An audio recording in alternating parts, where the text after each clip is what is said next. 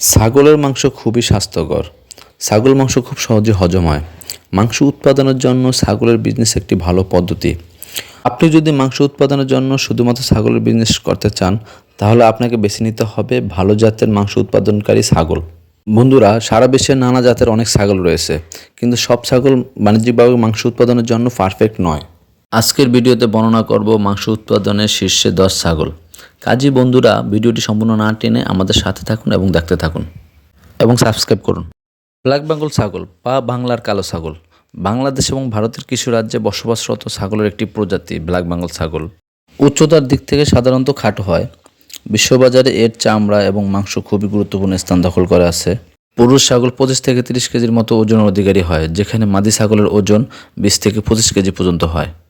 বেশি পরিমাণ বাচ্চা উৎপাদনের কারণে বাংলাদেশে ব্ল্যাক বেঙ্গল ছাগলের বেশ চাহিদা রয়েছে। এদের শরীর কাঠামো শক্তপোক্ত এবং পেশিবহুল। এরা প্রতিকূল পরিবেশে থাকতে পারে এবং রোগ প্রতিরোধ ক্ষমতা অনেক বেশি। ব্ল্যাক বেঙ্গল ছাগল বা বয়েরবক ছাগল হলো দক্ষিণ আফ্রিকার মাংস ছাগলের একটি প্রজাতি। মাংসের গুণাবলীর জন্য এই ছাগল অনেক বিখ্যাত। একটি পুরুষ ছাগলের গড় ওজন 114 কেজি অথবা 250 পাউন্ড পর্যন্ত হতে পারে। বোয়ার একটি মাংসজাতি জাত এবং মূলত এই কারণেই পালন করা হয়। উপক্রান্তীয় অঞ্চলে ব্যাপক ব্যবস্থাপনার অধীনে প্রায় প্রতিদিন 175 গ্রাম ওজন বৃদ্ধি পেতে পারে। এটি কাঁটাযুক্ত জমিতে এবং প্রতিকূল পরিবেশে বেঁচে থাকতে পারে এবং এর রোগ প্রতিরোধ ক্ষমতা ও প্রজনন ক্ষমতা অনেক বেশি।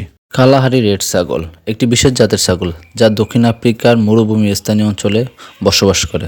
এদের গায়ের রং গাঢ় লাল বা তামাটে হওয়ার কারণে এই নামকরণ করা হয়েছে। মাংস উৎপাদনের জন্য বিখ্যাত। 115 কেজি পর্যন্ত হয় একটি কালাহারি ছাগল। কিকো ছাগল হলো নিউজিল্যান্ড থেকে উদ্ভাবিত মাংস ছাগলের একটি জাত। ত্বকের রং পরিবর্তনশীল, শিংযুক্ত এবং দাড়িওয়ালা। কিকো মাওরি শব্দ থেকে এসেছে, যার অর্থ মাংস। কিকো জাতটি 1980 এর দশকে গ্যারিক এবং অ্যান ব্যাটন দ্বারা উদ্ভাবিত হয়েছিল, যারা অ্যাংলো নুবিয়ান, স্যানেন এবং টোগেনবার্গ জাতের আমদানি করা দুগ্ধজাত ছাগলের সাথে স্থানীয় বন্য ছাগলের ক্রস ব্রিডিং করেছিলেন। কিকো ছাগল প্রজনন কর্মসূচির একমাত্র লক্ষ্য ছিল দ্রুত বৃদ্ধির হার।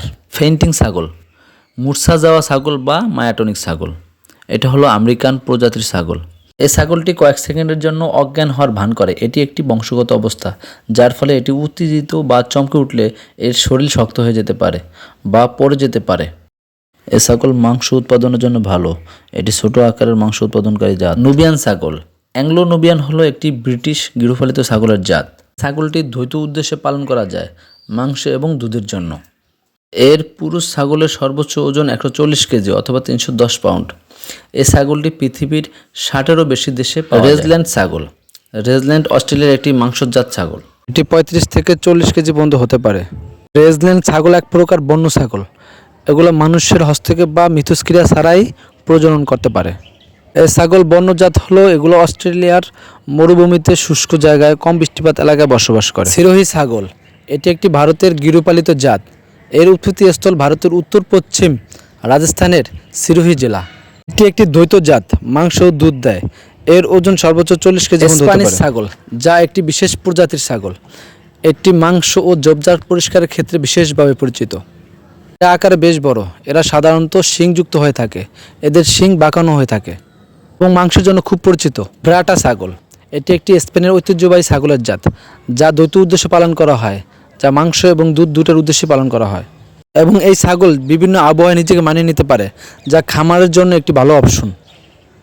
তো দর্শক, আশা করি এই 10টি জাতের ভিতরে যে কোনো একটি জাত নিয়ে আপনি খামার শুরু করতে পারেন। আশা করি লাভবান হবেন। দর্শক, ভিডিওটি ভালো লাগলে লাইক, সাবস্ক্রাইব, কমেন্ট করবেন। আশা করি এরকম ভিডিও পেতে আমাদের সাথে থাকবেন। আল্লাহ হাফেজ।